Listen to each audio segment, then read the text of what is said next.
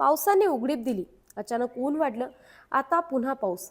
अशा हवामानात कपाशीवर एक धोकादायक रोग डोकं वर काढतो, तो म्हणजे मुळकूच. सुरुवातीला एखादं दुसरं झाड वाळतं, पण वेळेवर उपाय केले नाहीत तर हा रोग संपूर्ण शेतात पसरू शकतो. मग मुळकूज रोग ओळखायचा तरी कसा आणि त्याची लक्षणं दिसताच कोणते उपाय करायचे, पाहूयात आजच्या या व्हिडिओमधून. नमस्कार, मी स्वराली.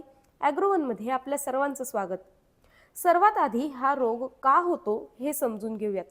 कपाशीमध्ये रायझोक्टिना सोलॅनी, मॅक्रोफोमिना फॅसिओलिना आणि स्क्लेरोशियम रॉल्फसी या बुरशींमुळे मुळकूज रोग होतो.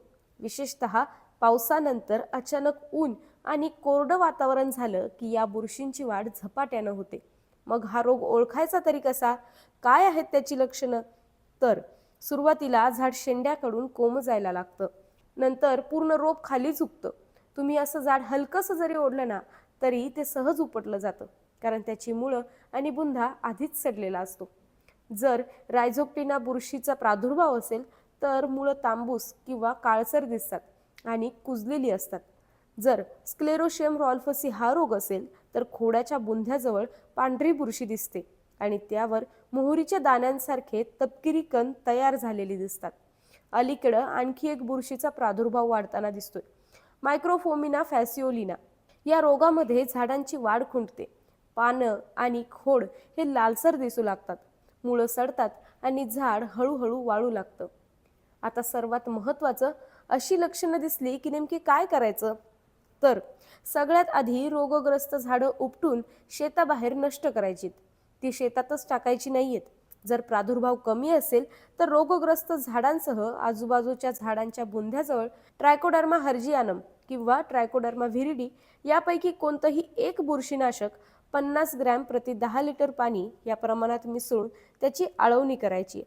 पण जर रोगाचा प्रादुर्भाव जास्त असेल तर कार्बेंडाझिम 50% WP हे 12 ग्रॅम प्रति 10 लिटर पाणी या प्रमाणात घेऊन बुंध्याजवळ त्याची आळवणी करायची.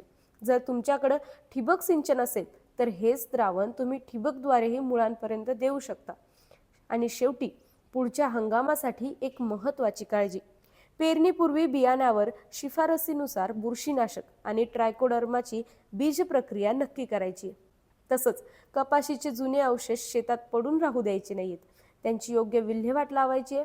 त्यामुळं जमिनीत बुरशीचं प्रमाण कमी होतं आणि पुढच्या हंगामात रोगाचा धोकाही कमी होतो. लक्षात असू द्या, मुळकूज रोगावर उपचारापेक्षा वेळीच लक्षणं ओळखणं आणि तातडीनं उपाय करणं जास्त महत्त्वाचं असतं. ही माहिती केंद्रीय कापूस संशोधन संस्था नागपूर येथील वनस्पती रोगशास्त्रज्ञ डॉक्टर शैलेश गावंडे यांनी दिली आहे. तुम्हाला ही माहिती कशी वाटली? तुमच्या कपाशीमध्ये अशी लक्षणं दिसली आहेत का आणि तुम्ही कोणता उपाय केला? आम्हाला कमेंटमध्ये नक्की सांगा. जास्तीत जास्त शेतकऱ्यांपर्यंत हा व्हिडिओ पोहोचण्यासाठी व्हिडिओला लाईक आणि शेअर करा. अजूनही तुम्ही ॲग्रोवनला सबस्क्राईब केलं नसेल तर ॲग्रोवनला फॉलो आणि सबस्क्राईब करायला विसरू नका.